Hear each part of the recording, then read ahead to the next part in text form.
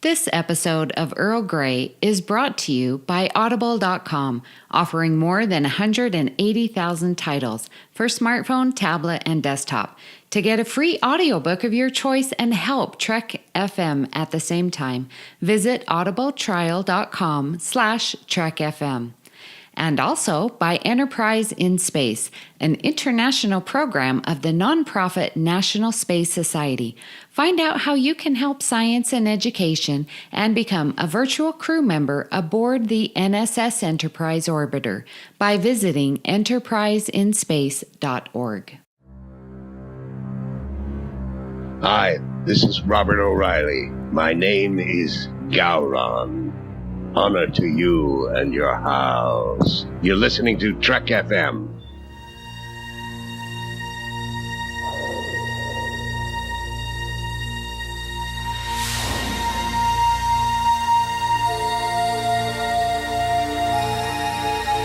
T. Earl Grey Hot.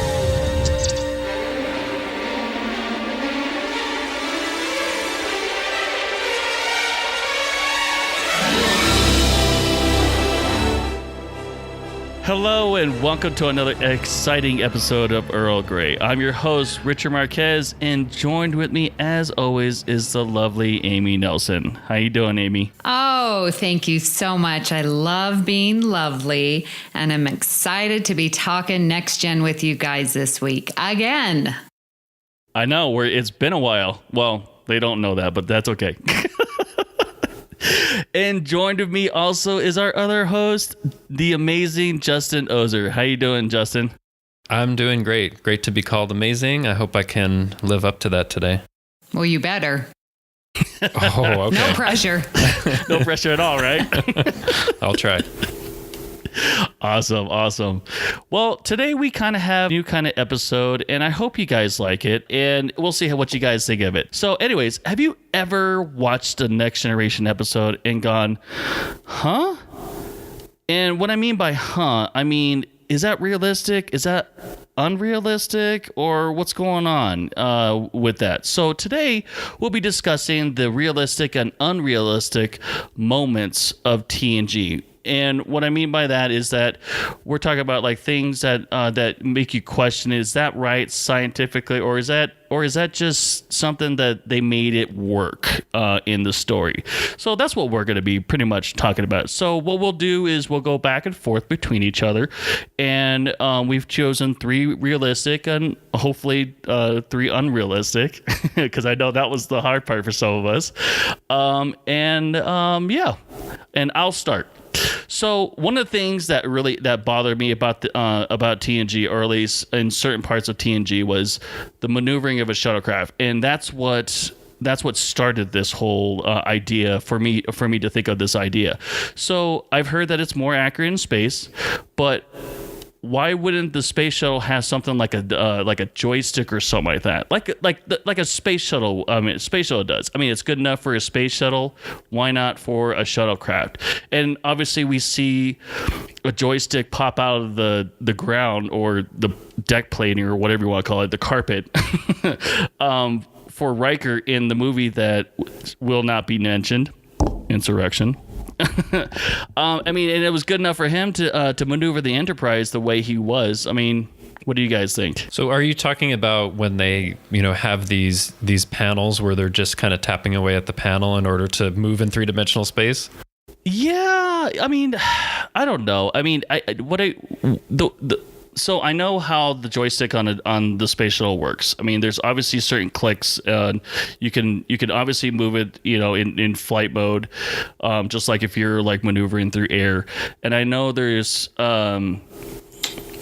someone, if you guys are, anyone that knows anything about the space shuttle, please correct me, because from my understanding is that there was also movements. If you move the controller to the right or left, it would fire thrusters in that certain direction where you're trying to go, and that was my thinking, that why wouldn't something like that be in a shuttlecraft? Whereas like it just seems like if you're trying to maneuver very fast, you wouldn't be able to do that with a keypad. Yeah, unless you got a mouse or something like that. No, I could see that, and there's something about those kinds of displays as well, where they're just tapping at the buttons. They look great, but if you were trying to actually use that in a real situation, I don't know if it makes any sense. They're just like kind of seem like randomly tapping these numbered buttons. Like, how do they even know what that means, right? Well, Right. and plus, like if they lean on it, which many times you see, especially in engineering, it's like, oh, we just activated thrusters and we're all spiraling,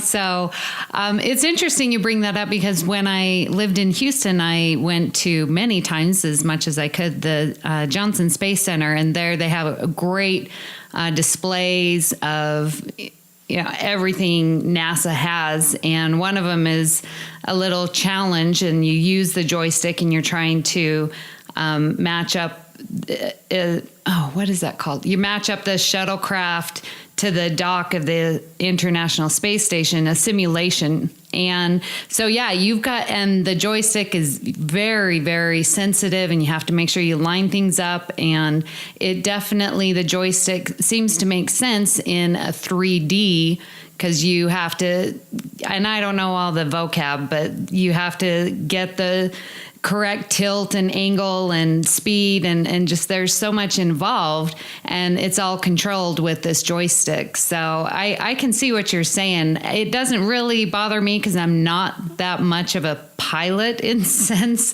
but I can see what you're saying, why that would be unrealistic and takes you a little bit out of the episode. Didn't they have like a robotic arm before the ISS was launched at the Johnson Space Center? They do, and you can view it. Yeah, you can see it and stuff like that. It's really cool. Oh, right on.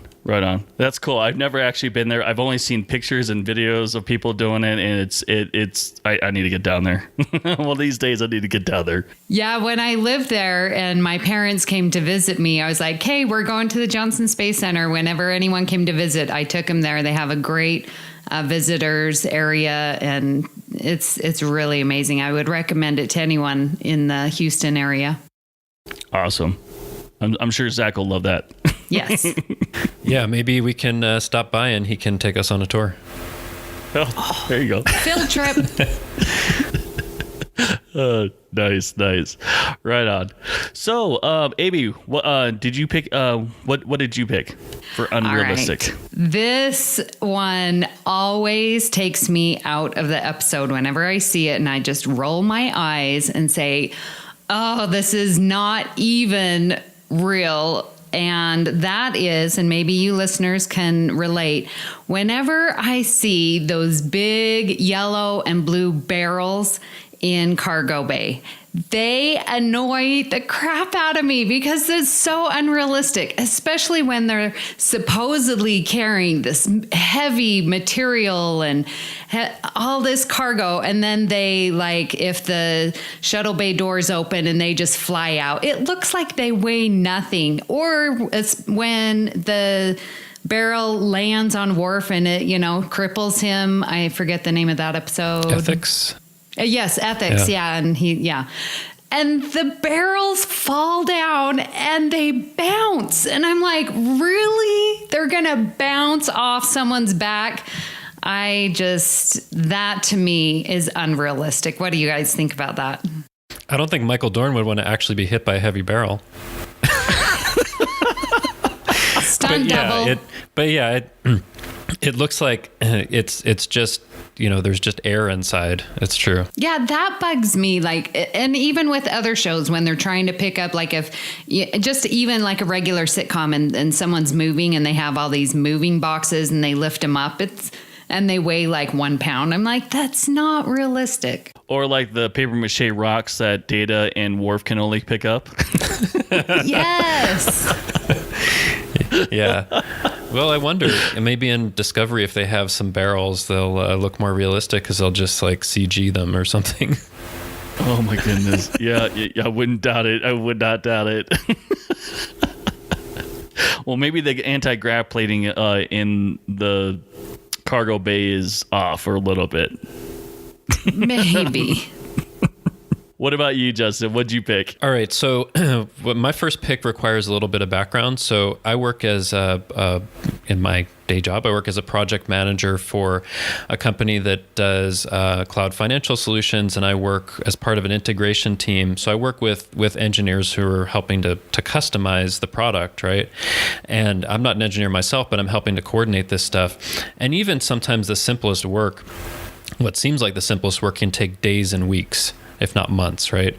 But there'll be these things on the next generation where it's like, oh my goodness, that we got to push this asteroid out of the way, or we've got to do something on this planet.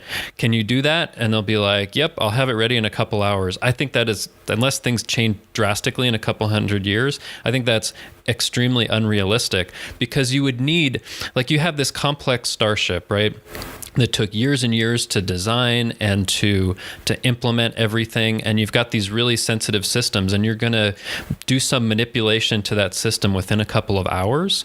I mean, I'm thinking of it from the process that I see the engineers I work with from. You need to have like a use case for how are these things going to work, what are the different scenarios, and then they develop it, they QA it, they do a test, and then you can actually use it, which can take weeks and months. So I know it's within the confines of an hour show, but whenever I see that, since I've had this job, it always bugs me, like, oh yeah, we'll just have that ready in a couple hours or a day or something like that. It doesn't seem like it would take that short a period of time and that it would actually work, You have the same issue like I have with crime shows. How is that for crime shows? Well, I mean, like some of the, so my degree is in criminal justice. So obviously, I've gone through all, seen the ins and outs of police departments and whatnot. But like, when they're talking about like CSI obviously started the whole I hate calling it this way, but the police trend of everyone basically wanting to become CSI, when they finally find out that it takes 4 years of a bachelor degree in criminal justice, on top of that 4 years of chemistry and criminology, and that's not even a guarantee, because most cities can't even afford a CSI. They only have maybe one, maybe two. I think Denver only has 3, I think, total. And they still help out with the rest of the so basically they glamorize the job. And at my school that I went to, it was an influx of it. And like, obviously, yeah, okay, it's a 40-minute show, I know, I get it, but like, typically a cold case or even a normal murder case or something like that does not take that short amount of time. and it just drove me nuts. It got so bad that I had to stop watching them, because I was like, oh no, I can't watch this. But that's what bothers me about criminal justice or crime shows, is that it takes months sometimes, or even years, or it may not even get solved. Who knows? So yeah. Yeah, I can see your point with, especially like when they are adjusting the engines to do something that's not the normal. And so, yeah, to change all those processes, to reconfigure control panels, and I mean, I don't know enough, but I can see where you're coming from. That, yeah, that is going to take not just a few hours, but definitely a lot longer to change the entire function or, output of these engines to fit the need of the story. The planet will be gone by then. Yeah. I mean, but they have, I mean, especially in TNG, they have all of these solutions like, oh, we're just going to do this and that, and we'll do this with this field or that field. And it just doesn't seem realistic. It would probably take weeks or months to do something like that, because there's all of these, you would think, like really intricate systems and layers and levels to it. And they make it seem like, Geordi just pokes around at a couple of things and it's good, Well, I think they use the word modify. Oh, I'm just going to modify it like it's just a little switch. Yeah. And so instead in real life, it would take major changing of functions like that. So yeah. And even the smallest modification can break something else. That's what I've found doing the job that I do. Yeah. 'Cause everything's interconnected. It is, right? Yeah. Right. Yeah. Right. Well, if one thing changes, it screws up something else that you had no idea that was going to affect. Always happens. Yeah. So, as we're not going to try to do completely negative here. So we're also going to do realistic here, and hopefully we can do 3. But one of my favorite realistic things, and ThinkGeek just brought it out, the communicator badges that you can Bluetooth and everything. That thing's amazing. I don't know if you guys seen that in real life. I mean, it works miraculously. I don't understand how they can pack all that, even though I got this that can do probably 10 times more. And this meaning your Apple Watch. Listeners, right, he's exactly. pointing to his Apple Watch. Sorry, I was just about to say that. But like, you would think that, so, I mean, it's great that, technology, I mean, obviously, hopefully, I mean, I guess you could call this unrealistic, because I would assume that it would need like something to back it up, like a smartphone or something like that, or maybe even a transmitter, because obviously a small little dinky little badge is not going to be able to communicate with a ship that's like 600 miles up above, something like that.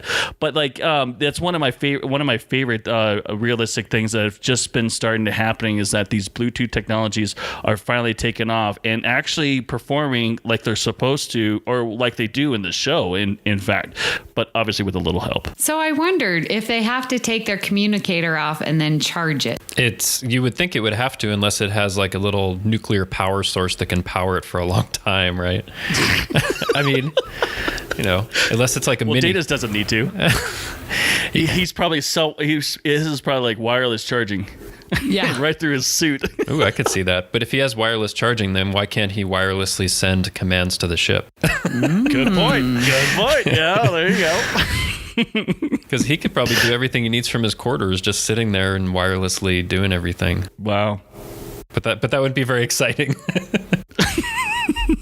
Or just plug in or something like that, like Bishop and Aliens. But you could. You're making me think of milk and cookies again. So let's move on. That's funny. We don't want to traumatize you anymore. Okay. Oh gosh, I had nightmares for a little while, but I'm better now. How about you, Amy? Give us a realistic one. Okay, this is not a fan favorite, but I'm going to say it anyways because I think it is realistic. I think it is very realistic to have families on board the Enterprise D. I think, number one, it is a ship of exploration. I understand there's risks involved, but when you are going exploring, you are out there for a long time. And so you will have, as the Enterprise D is not lovingly known, thanks to Standard Orbit, as the Hilton in the sky. So you've got the comforts of home and you're going to have your family with you. Its main point, as we know in Next Gen, is exploration. It's not a battle. It's not a military. Yes, you're going to encounter it, but its main purpose is to explore. And so for me, I feel that having families on board is very realistic, and that you're going to have children being born and all of that stuff. So for me, I think it makes perfect sense for the next generation. Well, that's interesting. I could see it both ways, right? On the one hand, it could be putting families in danger, but on the other hand, it could be, something that would help to keep people's focus, so they're not just thinking of people, back home. I mean, although I think for the most part, yeah, I guess if you think about like exploration, expeditions, going back in, our own history, for the most part, I don't think they were taking families on that because it was seen as something that's very dangerous. I don't know. I could kind of see it both ways. I also think this is more of and I'm thinking of an example. It's more of a military context, but like during the Mexican Revolution, I think in some of the factions, the soldiers would actually take their families with them because they felt it was safer for them to be there than to be in a town that could be raided by another faction. So, I could kind of see it both ways. When I first saw TNG, it didn't really bother me, but then thinking about it after that, it seems so dangerous that a lot of times when they're in danger, I'm surprised they don't separate the saucer more often. But what do you think, Richard? I could see it both ways. For like something that's that's doing like, let's say, deep exploration, probably not a good idea to bring your families because you don't know what's out there, obviously. But like something like that's a diplomacy ship, or even just I don't want to say, like, like normal operations, like, ferrying supplies, and then, or even transportation of some sort, like, what the Enterprise E basically did after in Nemesis, that they felt like they were disputing disagreements between worlds and whatnot. So, something like that I could see families on, and I agree with you that's a very realistic thing. It's just not deep exploration is how I saw families on board, just because of how dangerous it can be. So it just doesn't seem like me.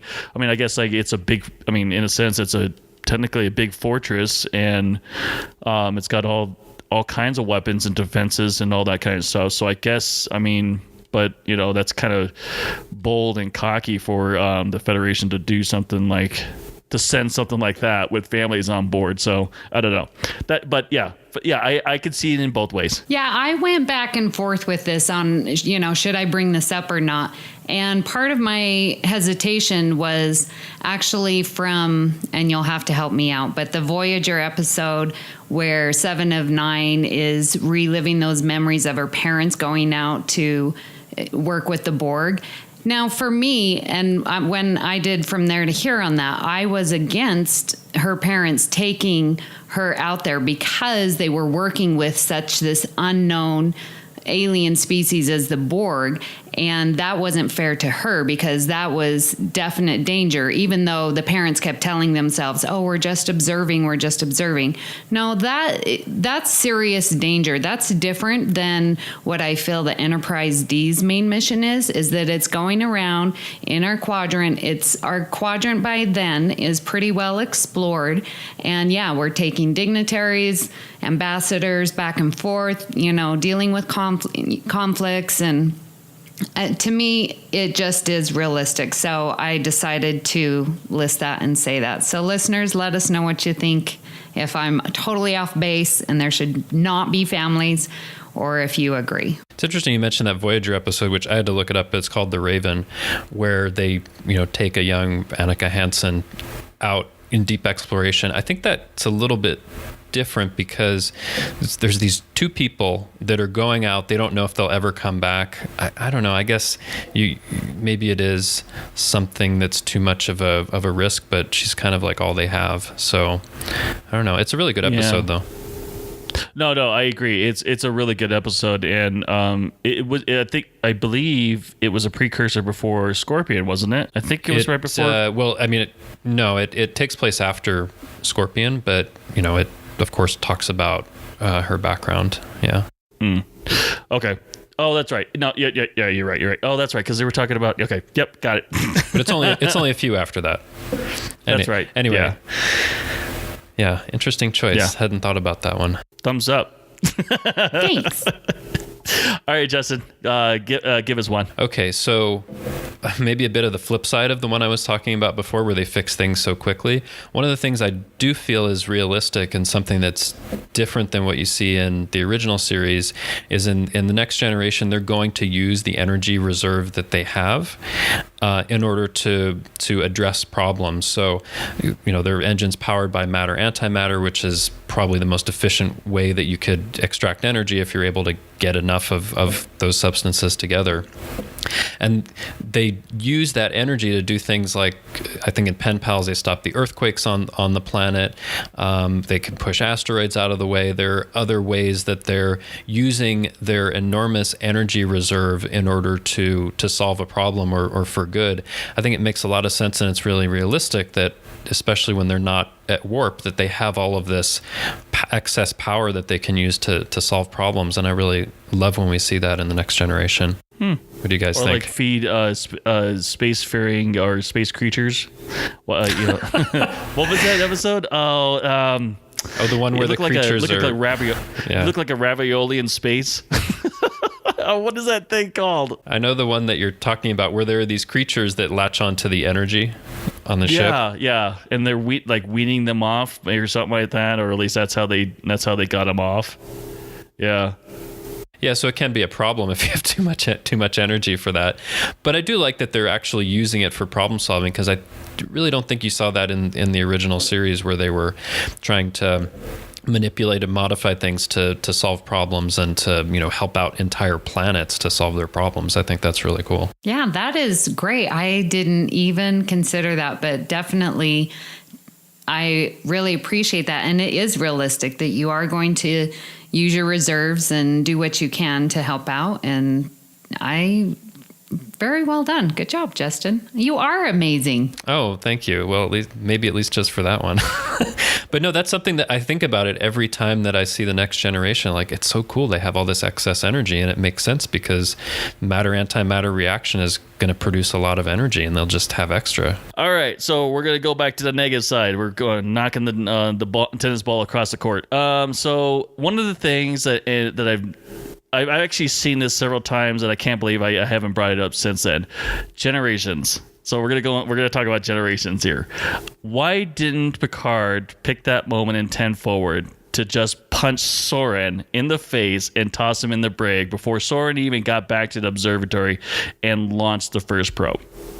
Because he was in the Nexus, he could choose any time. Why choose that time frame when he's right there? He already knows what's gonna happen. Just plop his butt right there, right before he even leaves. Don't even question it, and then look for the launcher and everything, and be like, "Oh, done. Movie's over. Roll credits." No, I'm just kidding. But I'm just saying, of all the times, why couldn't you just choose that? But I know I understand drama, and it wouldn't be a great story. I get it. But why not just do that? Well, I can see your point, definitely. And it goes to any type of time traveling. Like, what point do you choose that's going to be the critical point to which you go back so that you can undo what has been done? That is definitely something that would take you out of the movie or the episode. That's very unrealistic, because it's like, well, if you just went back a few hours, then none of this would have happened, or you could have changed it there. Or so defining what is that point is important. And Kirk would probably be alive, and he wouldn't have died on the bridge. That's okay. William Shatner corrected that anyway. Oh, did he? Oh, yeah. In his books. I haven't read them yet, but I've heard that's what he does. But of course he would. Yeah, I mean, it's interesting in these movies. You have to choose certain things to do, periods of time, in order to keep the drama going. I mean, I think for Generations, they were under a lot of time pressure, and they may not have possibly thought of these. I'm not all that big of a fan of Generations, so I haven't thought about the point that you've brought up. I usually think, like, why is Picard in this Victorian Christmas time era? And that bothers me more, maybe. But yeah, maybe he could have put Soren in a position to deal with him better. That's the dream, man. That's the dream. Yeah, and who was this woman we've never seen before? Why isn't it like Beverly Crusher or Nella Darren or Vosh or somebody that he would care about? I don't know. That's a whole other thing. Yeah, that's not a good point. We talked about that previously. Yeah. Yeah, I remember that. Yeah. It's a Beverly look-alike. Yeah, exactly. Yeah. Okay, moving along. Amy, why don't you give us one? All right. So this one annoys me as well. Not so much the technology of it, transporters, but the fact that they work sometimes and then they don't work other times. And the most annoying one that just gets me every time, where it's like, okay, well, transport down. Now, transporter chief, keep a lock on him and beam him out at the first sign of danger. Well, the transporter always breaks down, or their signals get lost, and it's just so annoying to me that they have to preface it with beam them out at the first sign of danger, and then, Okay, if you have to say beam them out at the first sign of danger, then maybe you should take down some pattern enhancers with you. So in case you lose signal, you can boost that pattern. So that's my solution, because whenever I hear it, it's like, they're not going to be able to beam them out. You said it's very unrealistic to me. You know, if we change a few of those words, it makes it sound like you're complaining about your cell phone. Oh, right. Yeah, no, I totally agree. It's like, they're down for maintenance or something like that. It's like, why did you choose now? And plus, they've got like 3 or 4 of them. We only hear about transporter room 4 or something like that. No, there's I think there's more, because I think it's is it which episode is it where they have to abandon Evacuate. the ship? Is it The Shellyak? No. Is it Starship? No, it's not Starship Mine. Anyway, there's an episode where they have to evacuate the complete ship, and they're giving the numbers. I think it goes up to like 15 or 16. They actually have a lot of transporter rooms. They really do. They have to because they actually evacuate. name Are you it. talking about like the when they had to do the baryon sweep? Is that what you're talking about? No. Oh, you know what? It's 11001001, the one with the binars, right? Where they have something and they have to evacuate the ship. That's right. In the first season, I think. And they actually give the numbers, and I think it goes up to 15 or 16. So they actually have a lot of transporter rooms, but that's the only time where you hear anything above 3 or 4, I think. But there's been a lot of times where they have to evacuate, like you were saying with the Shellyak, and how many people can we get? Or the Irish episode where they're beaming up all these people up the long ladder, I think it is. So there's quite a few times where they are using the transporters. But what's the annoying thing is that they lose them at the most critical point. And I understand it's a plot to this story, but it's just like, okay, if there's going to be any sign of danger, do something to, override that. Bring down some pattern enhancers, Yeah, they should make it at least as safe as, flying on a plane is now, right? Because, 99.99% of the time you're going to make it there and you're going to be fine, right? It should be at least that safe, but it's clearly less than that from what we see. Especially with the triple redundancies that O'Brien likes to brag about. Exactly.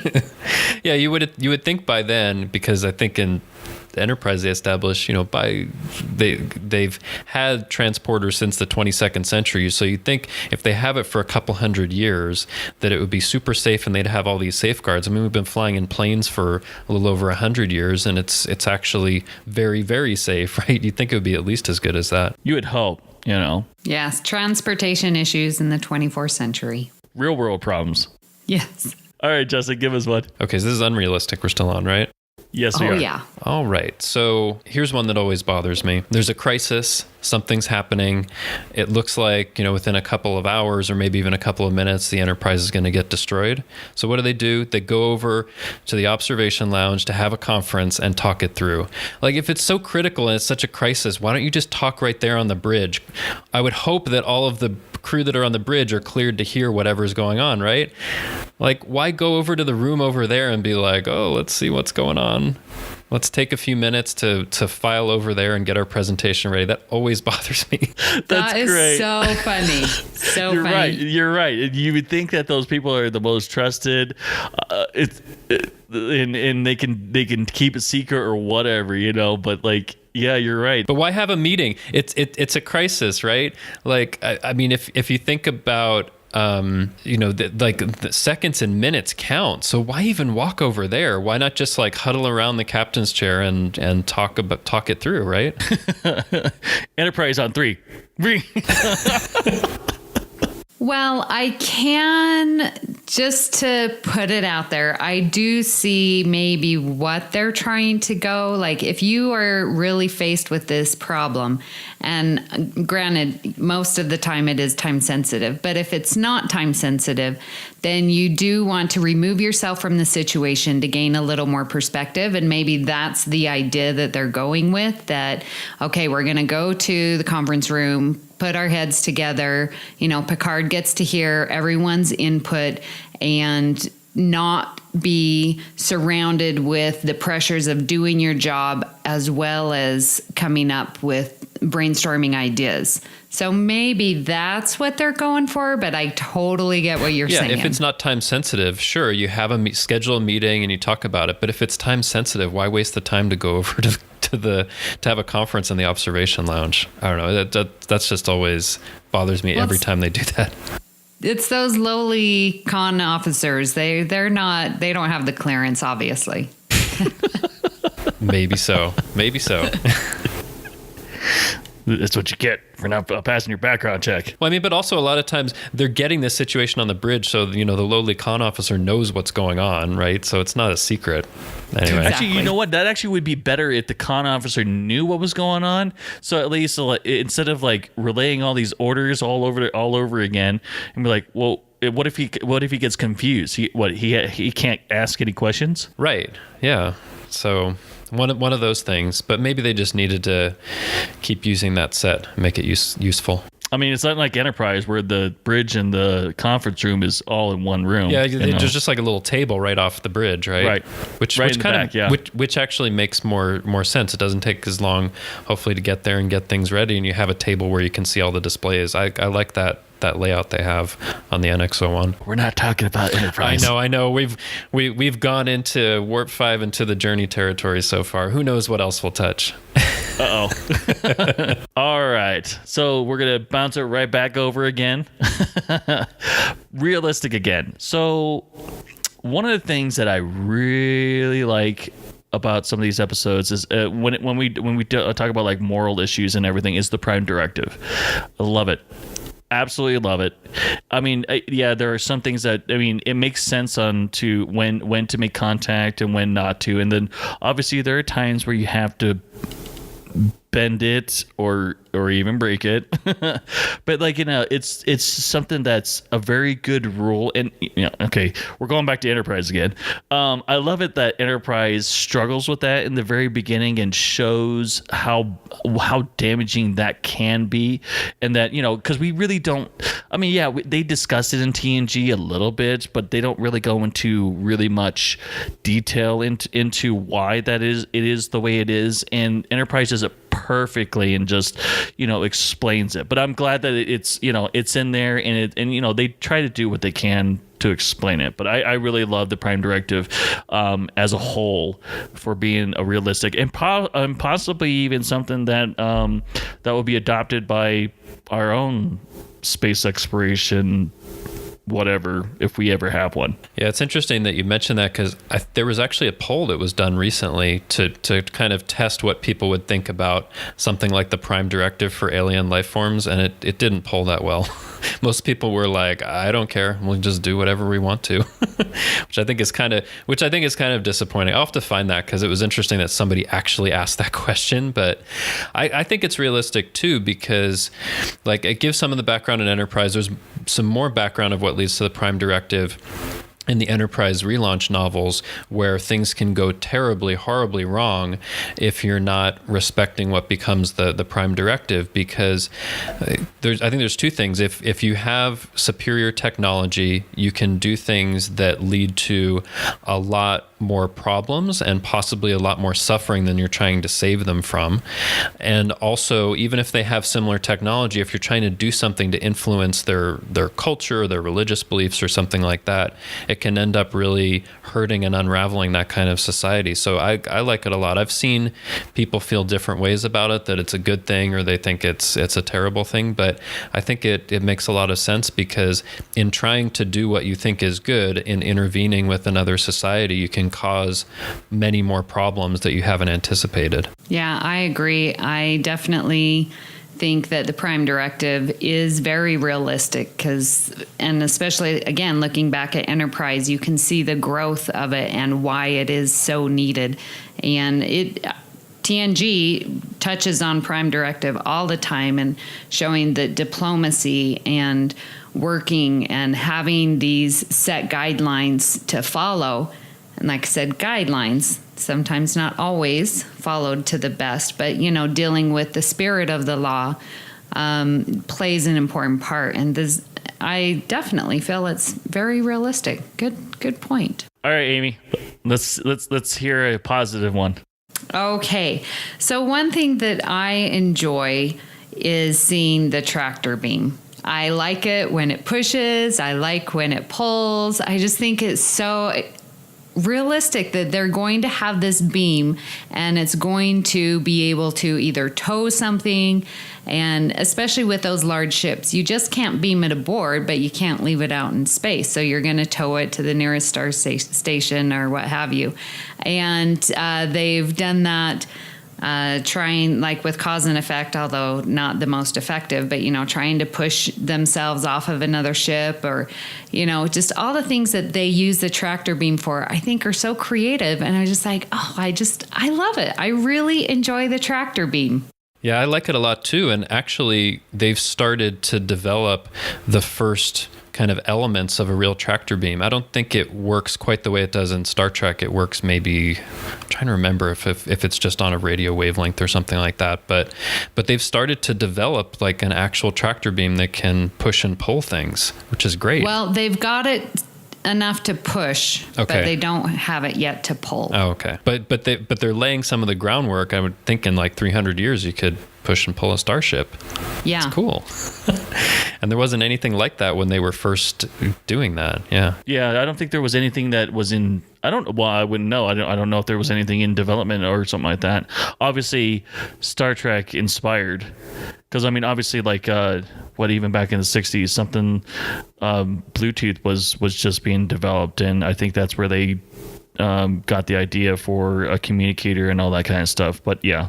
And I wouldn't be surprised if the scientists who were working on this tractor beam were inspired just by seeing that in Star Trek. That's happened for a lot of things, which is great. And Star Trek can help to make things realistic just by showing it. Yeah, the creativity of it is just astounding. And to see how far we've come from the first ideas of what we saw on TV that were so impossible at the time. Awesome. Well, good. That's a good one. That's a good one. I love that. Love the tractor beam. Justin. All right. So for my next realistic pick, I'm going to pick something that maybe is unusual for this topic. So one of the things that I like to think about for Star Trek are the relationships in the show. And it can be the case that, I'm not talking about Star Trek necessarily, but for some shows where they'll try to push like a certain friendship, like these people are friends and they really like each other and they hang out and do things. But what I find really realistic is the Data-Geordi friendship, because they have this thing in common where they're both kind of outsiders and they're different and they can kind of see things from each other's perspectives. And I feel like the way that it develops, like over the course of all the episodes and all of the years, it feels like this kind of gradually deepening friendship that I like, following through when I rewatch the show. So I feel like they're not like pushing anything that's unrealistic. I think it's very realistic that these, two outsiders with their experiences would develop this really super close friendship. I'm going to add on to that because I love the Geordi Data friendship that they have and how that is shown. Almost from day one, you see them working together and having same ideas. And, especially when Geordi becomes chief engineer, like that's when it really takes off, and Data's always in engineering and, helping, and Geordi's very open to have Data help out and stuff like that. And you can see Data go to Geordi many times for questions and, stuff like that. One other relationship that I feel started to bloom a little late was the Troy and Dr. Beverly Crusher. And by season 7, they're going to the gym together, they're hanging out, they're talking to each other.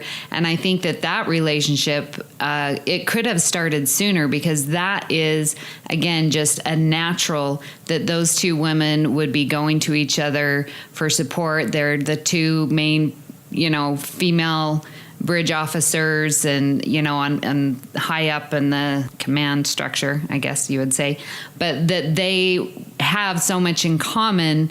I think that I love seeing that relationship, especially in season 6 and season 7 develop. And that is very realistic in my mind. So do you think that Geordi also uses them as like a technical manual too, to look up manuals? So that's the reason why they don't have like books on the shelves or anything like that? Because I know they can't remember everything that in every single technical manual that Data's there, be like, "Hey, Data, what you think about this?" And it's like, "Oh, hold on a second, let me look it up." Yeah, no, it's a great. I agree. Very realistic. I also want to add to that. Also, it's probably also because they're very their interests align this the same way. Because obviously,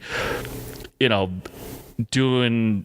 I'm assuming doing engineering or repairing the ship and just the ship in general is very technical, and obviously Data is very technical as at the same time. So obviously Geordi can use them as a tool as well, and vice versa with Geordi with his personal being closer to humanity and all that kind of stuff. So I could see that as well. But they can even do fun things like being Holmes and Watson on the holodeck, right? They can just have some fun that doesn't have to do with engineering. I love those parts of it. And getting themselves into trouble. Yeah. Of course, they're good friends. They got to get into trouble. By challenging each other. Yeah, and their relationship on the holodeck with the Sherlock Holmes and Watson, it's great. It's really, really good. How fun would that be if they reversed the roles? Data be Watson and Geordi tried to be Holmes. Would it be hard for Data to not intervene? That's what I was thinking. Yeah. I'm like, I don't think Data could do it. Or would Data be like, okay, if Watson is just taking down these stories of Holmes, can I just set a program to do that? Why do I have to be here for that? What am I contributing to all this? Right? Yeah. That would be interesting. Or he just solves it. Yeah, screw it. I've been done with this for a while. Right on. All right. We're returning serve back over to the other side. So my last pick, and I know you guys talked about it, or at least, you guys talked about it. The boy genius himself, Mr. Wait, Wesley is this Crusher. Realistic or unrealistic? Unrealistic. Oh, Richard. So obviously I wasn't there for that episode because I was off whitewater rafting. One of the things that really bothered. Okay, so one of my favorite movies is Iron Eagle, and it's the same thing. It's the same kind of problem. Children basically have that base wired to do whatever they need to do, which actually kind of terrifies me if that was actually true. It's the same thing. Like, why can this? I guess if he's older, yeah. But I mean, why does this boy basically have all this knowledge and is able to run a starship? Which I don't know. I mean, maybe I'm thinking more like in military terms, because I would think that 90% of what's going on is classified. And you don't want like anyone and everyone, which is also probably another reason why children shouldn't be on board either. But they talk, they've talked about, how Worf is watching over anyone that comes aboard that's not Starfleet or anything like that. That they don't want him to oversee some certain things on starship operations and whatnot. So why this boy? I mean, I understand he's the child. He's a dependent of Beverly Crusher, and she's a high-ranking officer. But is that really realistic? But that's just me. As I wasn't there on that episode because I wasn't part of Earl Grey yet. But that's right. But I like Wesley actually, and as the traveler knows, he is special. He is a bit beyond our plane. So there is an explanation built into the show for it, and I like Wesley. He's never bothered me at all, but I know there's a lot of division about how you feel about that character. Well, and I think with like what you were saying with the sensitivity of so much information that happens on the bridge and in engineering, does he have the maturity enough to hear what he hears and then not say anything? And me dealing with high school students all the time, they talk. So there's no way this is very unrealistic. I mean, I don't know how mature he is, but even the most mature of teenagers is going to blab and blurb. And especially when you've got these highly sensitive communications and problems going on, that it is unrealistic. I can see your point there. And that they're going to have a social network. And I don't even know if they thought about social networks, or maybe we'll find out in Discovery. We'll see, I guess. No, I don't. Maybe we'll see. But like like they'll have like the 24th century of Snapchat or something like that. I'm sure that's going to be out there, and or even Spacebook or something like that. I don't know. Yeah, I think the closest that's funny. the closest they got was the episode The Game, where this game was spreading virally across the ship. It's kind of the closest they got to something like social media. But I was thinking in the concept where this game comes aboard and it kind of spreads virally, they were predicting something that could happen in the future, but it wasn't quite like, a social network or social media. And at the time, they weren't even thinking about the internet or email or anything like that. But the way people were addicted to it is how people get addicted to things on social I was media. saying I guess that's more what I meant. Spread more word of mouth, and that I wouldn't have put that under social media. And then you could see it it'd be like a communal YouTube video or something like that. That backpack challenge. Have you ever seen that? Have you ever seen that at your school, Amy? No, what is it? Kids go. It's called a backpack. Oh my gosh, I can't believe I'm gonna say this, but it's the back. Basically, kids line up on two sides with their backpacks, obviously filled with something, books, whatever they have in there, and the challenge is to go right through the middle of it and survive, basically. Oh, sort of like Red Rover? Yeah, but I'm sure you'll break a bone doing this one. But no, I'm just saying, if so, and the reason why I brought that up was because if something like The Game happened, and let's say that someone put it on YouTube, space YouTube or something like that, you would think that would spread a lot faster than just going to an actual starship and say, "Hey, here's a game. Would you like to try it?" sort of thing, and that they would see it that way, that it would evolve that way. Anyway, but yeah, I'm sure they didn't think of it that way. So, or at least obviously anything like that would have existed back then.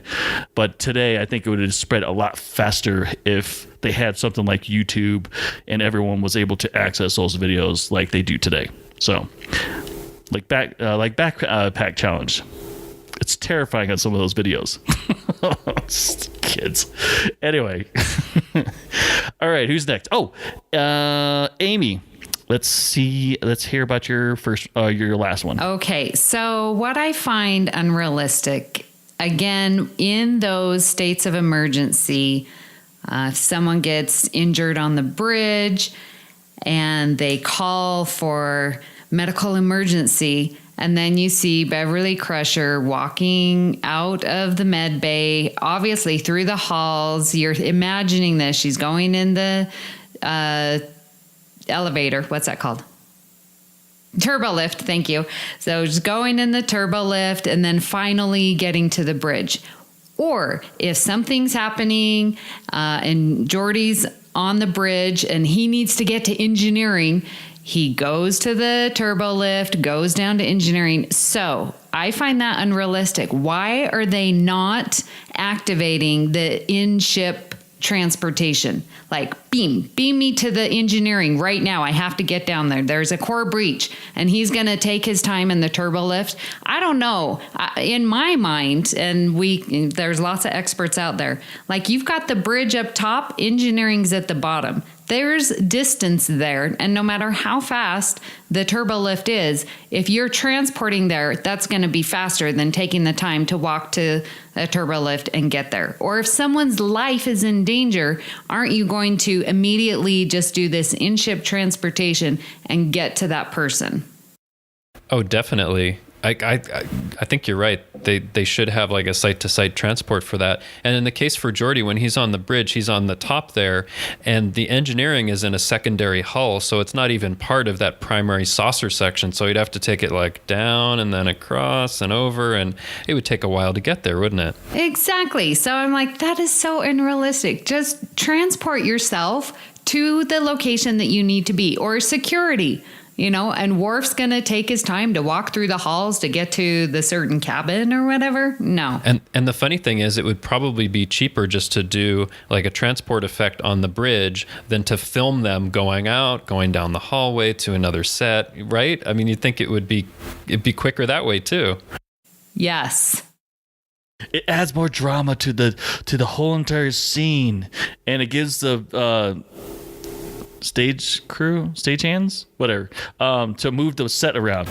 Yeah, to open the doors. Yeah. Well, and maybe there's 30 seconds they have to fill during the hour. That's how they fill it.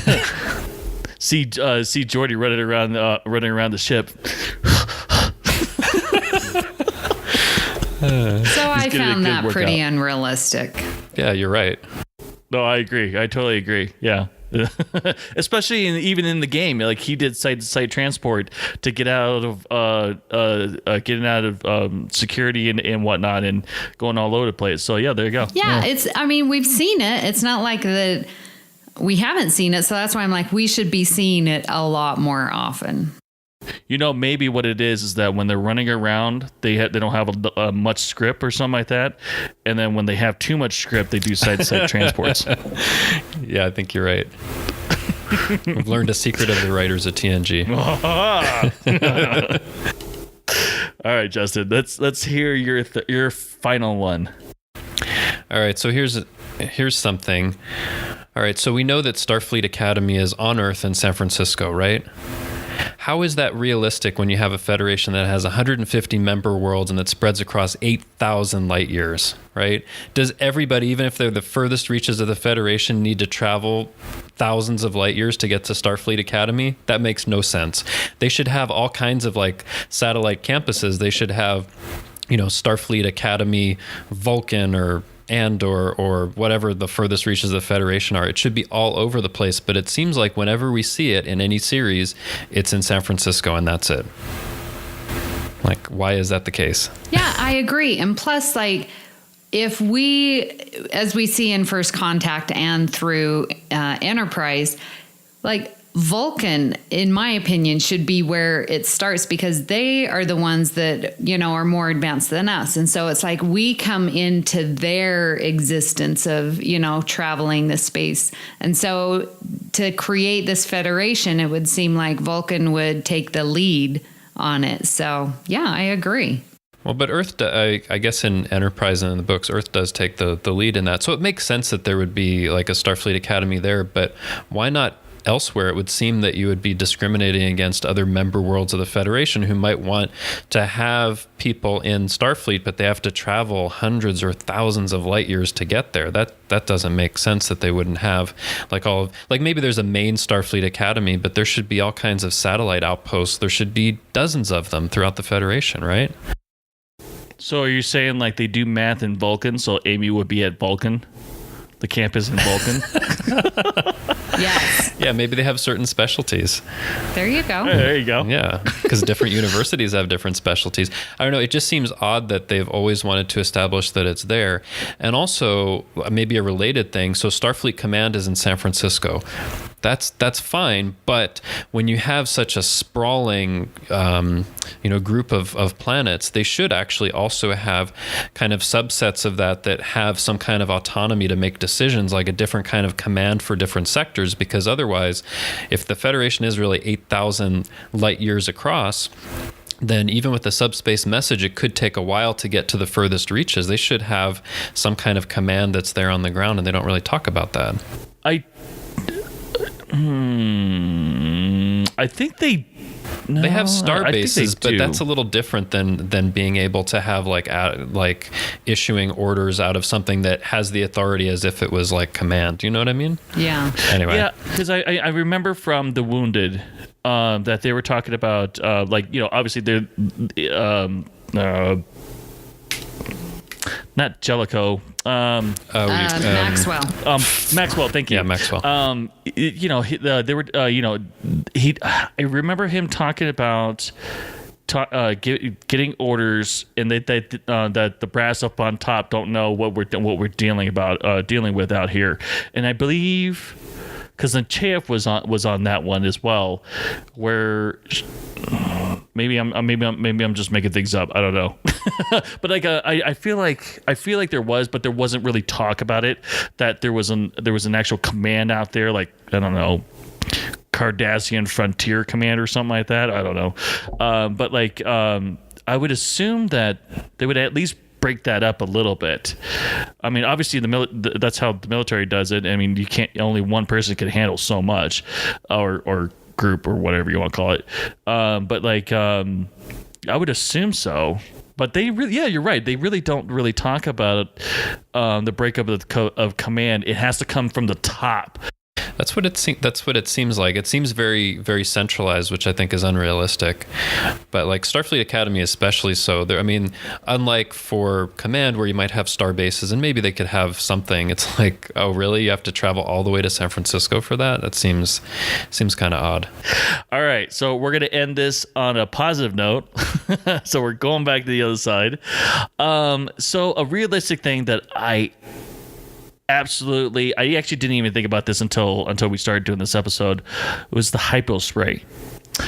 I love that there's a program that's called the Future Warrior Program that the Army started, I don't know, 10 years ago or something like that. But basically this is kind of what they kind of were trying to do, was that basically they'll have like a command center, they'll have, the commanders and all that, and also a medic will be in there. Well, the idea is to send a soldier in basically with everything that they need, and that includes medicine, like a in-store medic or something like that. So basically, you have a computer in your helmet, and if you get injured or something like that, the medic can administer medicine of whatever it is right straight into the body of the soldier that's injured, or if they're falling asleep, inject them with adrenaline or something like that, or something like that. But I mean, something that I found that was realistic, because that program actually came out, or at least the idea of the program, I don't know where it's at now, but like I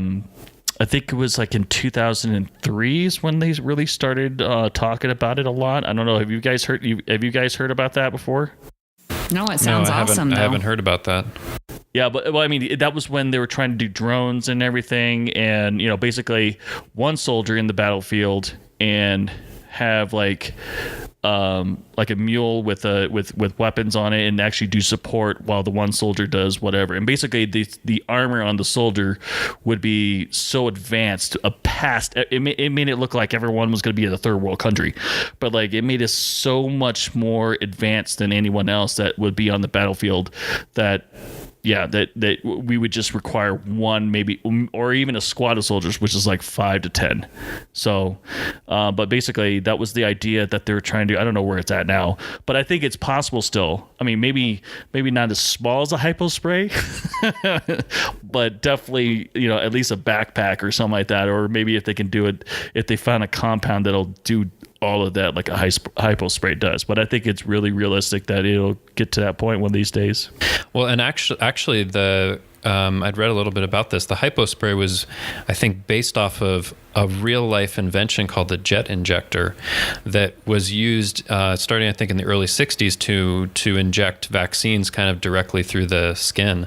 But they had a problem eventually with bacteria and things like that being injected along with it. So I don't think it's used as much, but it was actually inspired, I think, by a real life invention that did something kind of like that. Well, it just seems to fix everything.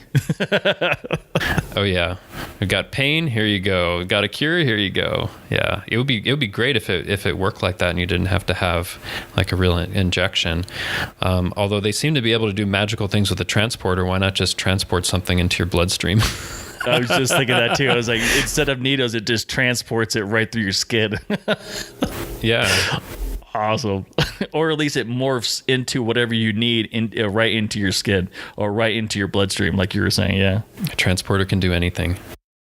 See, we're back to that transporter thing again. All right. So, oh wait, are we moving on? Yeah, okay. Yeah, we can move on. Okay. No, you're good. All right. So for my final realistic thing, I really enjoy having and seeing them make food on their own. And I know that sounds weird because there's always the replicator and they're always going. But like when we see Riker whipping up some of those weird eggs, I can't remember from where they are. The ones that Worf loves so much and everyone else thinks are disgusting. Yeah. and so actually like taking the time, and I know it's not going to happen often, but I think it's very realistic for them to get back to making the food and enjoying a meal together. I just found that very realistic to me. Do you think that they would be making food on special occasions, or would they always use a replicator? I'm getting hungry thinking about it, actually. That's also one thing that I try to avoid. I can't even tell you how many times I've had jambalaya. No thanks to Deep Space Nine. But like, or like, just food, those food in general. Yeah, I agree. It makes, I think it's totally realistic. And I think that maybe people back into the future would think of it as, I don't know, a hobby or something like that versus an actual life skill. Because based on how technology is advanced in the future, I would hope they would be able to cook back into the future. I hope so. Well, yeah, and even when like Guinan's making a drink, and you just have to do it just so. You don't want to replicate it. The whatever sunrise. How she makes it just perfectly, and the hand making of your food and drink, I think is still going to continue, especially on special occasions. And I find that realistic. I think it would, and I think there's a certain analogy which is for music. You can listen to pretty much anything digitally that you want to, but I'm a fan of listening to things on vinyl because it gives a different sound quality to it. It's something that's obsolete in certain ways, but that's become more popular over the years because of that. And I could see food that's physically cooked tasting different or being different, so that people would want that kind of as a special thing, like not an all the time thing, but a special kind of thing in the same way. Because people are busy in the future. People are busy now. I need a replicator. Yeah, that wouldn't be good with me. I'd have steak every night. It could be dangerous. Goodness. Yeah, it would be dangerous, actually. That's why you need the hypo spray. No more gout. You know what? Yeah, you're right. Actually, yeah, that definitely would fix it. I mean, yeah. I wonder about that though, because they talk sometimes about how the replicator can make something that tastes like that, like tastes like steak, for example, but has all these perfectly balanced nutritional aspects to it. So yeah, like Synthahol, right? Yeah. You have the drink. Yeah, but Synthahol's not fun. Yeah, but you don't have the side effects of being hungover or I guess drunk. So why are you drinking it? I don't know. I never understood Synthahol. Synthahol's not. Well, that's the unrealistic side. Oh, sorry. You want to do that. You want to get drunk. Yeah, that's fine. Anyway. All right, Justin. Let's hear your final one. Okay, so my final one has to do with the mapping expeditions we see the Enterprise D taking. So sometimes they're going out to map a star system or a stellar cluster or something like that, and we find out they even have a stellar sciences department. I think it's really realistic. I know it is supposed to be a ship of exploration, but I think initially we're thinking about it in terms of making contact with other civilizations or kind of seeing what's out there.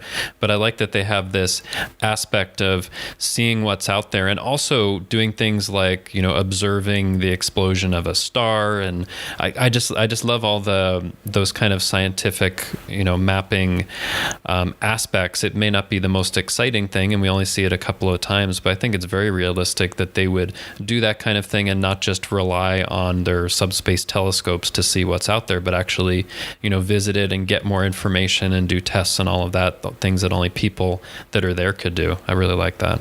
Yeah, it goes back to my point of having family on board. It's a ship of exploration. See how Richard's I turned that around?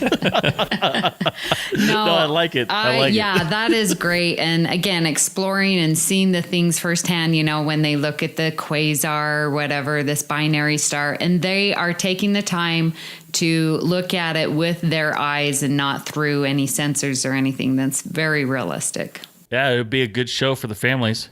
Better have your solar flare glasses on. Or solar eclipse supernova glasses. Actually, you don't even need to do that. You could just tint the window. Yeah, that's true. Well, it's been a lot more fun than I thought it was going to be to talk about the moments or the realistic and unrealistic moments of TNG. But that isn't the only thing we've been talking about here on the network. Here is what you might have missed elsewhere on Trek FM. Previously on Trek.fm, Meta Treks. I don't like to have too much time, Zachary, to sit and contemplate because I do sometimes end up second guessing my decisions. But that second guess your whole life if you let yourself. That's not good. Absolutely. And honestly, that is a recurring theme, I think, in this season. Standard Orbit. Well, I think everything comes back to the naked time for him, and he just can't get away from swords. Running around with a sword. He's just running around with a sword. So maybe it was this episode that started that whole thing, but man, yeah, it's kind of an odd thing that he's defined by a sword in his hand, you know? Literary Treks. Oh, Matthew, I'm doing just fine. You know, it's always fun every week to hop on here and talk Star Trek books and comics with you. And I don't know if you realize this, Matthew, but this is our 200th episode of Literary... Wait a minute, Matthew. We don't host this show anymore. And introducing The Edge, a Star Trek Discovery podcast. But if I ended up missing an episode, I would record 45 minutes of blank space on my VHS tape, and then I would wait until it came around, and then I would put the episode in its proper order. This explains so much. And that's what else is happening on Trek.fm. Check out all these shows and join the conversation about your favorite corner of the Star Trek universe and beyond. You'll find us wherever you get your podcasts. If you're an Apple user, be sure to hit the subscribe button in Apple Podcasts on iPhone, iPad, or Apple TV, or the desktop iTunes app to get the latest episodes as soon as they're published. And please leave us a star rating and written review. If you're not an Apple user, very unrealistic of you, we've got you covered as well. You can find our shows on Google Play Music, Stitcher, TuneIn, Spreaker, SoundCloud, Windows Phone, in most third-party apps, and you can stream and download the MP3 file from our website or grab the RSS link. We'd love to hear your thoughts on today's show, and there are many ways for you to do that. The best place is to join in the larger conversation is the Babel Conference, our listeners group on Facebook.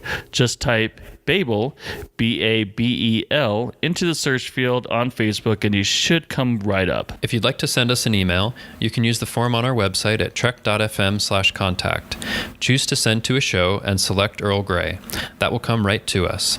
You can also find the network on Twitter at TrekFM and on Facebook at facebook.com/TrekFM. So, Justin, where can people contact you and tell you their realistic points of Next Gen? Well, you can contact me and tell me about your realistic and unrealistic parts of Next Generation or anything else Star Trek on Twitter. I'm at TrekFan4747, where I tweet about nothing but Star Trek, and I'm currently tweeting out my Season 3 rewatch of TNG, and you can also find me hanging around the Babel Conference on Facebook. So, Richard, where can people find you? Well, people can tell me I'm crazy on Facebook. I'm on the Babel Conference here and there, and I'm also on Twitter at XRansom. So, Amy, where can they find you? Well, you can find me on Twitter as well, at Miss Amy Nelson. But my favorite place is on the Babel Conference, so I'll look for you there. Now, if you would like to keep all of our shows coming to you each week, you can become a patron of the network on Patreon. Visit patreon.com/TrekFM. That's patreon.com/TrekFM to get all the details. Perks include early access to episodes, exclusive content, producer credits, and more, available through our special patrons website, Patron Zone. It requires a great deal of money to produce, host, and distribute these shows each month. We really appreciate any support you can give us and hope you'll join the team. Again, you'll find all the details at patreon.com/TrekFM. And at this time, we'd like to thank our associate producers, Michael Huter and Justin Ozer. We truly appreciate your continual support of Earl Grey. So we have a fabulous giveaway, and Richard is going to tell us about it. So listen up. We have an outstanding book. It's called Trickonomics, and I recommend it. Justin recommends it. Do you recommend it, Justin? Absolutely. It's a great book. Absolutely. So you got 2 recommendations. It's a great book, and we're giving it away. Thanks to Lee Hutchinson, who has graciously donated this book to us. And so listeners in the UK, we would love to hear your thoughts about Earl Grey. So give us a star rating and a review on the iTunes store. And you have until the end of September. Around the end of September, we're going to draw a name and give you this awesome Trickonomics books. So please, listeners, if you can, take some time and leave us a review and rating on the iTunes store. So join us next time for another cup of Earl Grey. Great joy and gratitude. Things are only impossible until they're not. Today is a good day to die.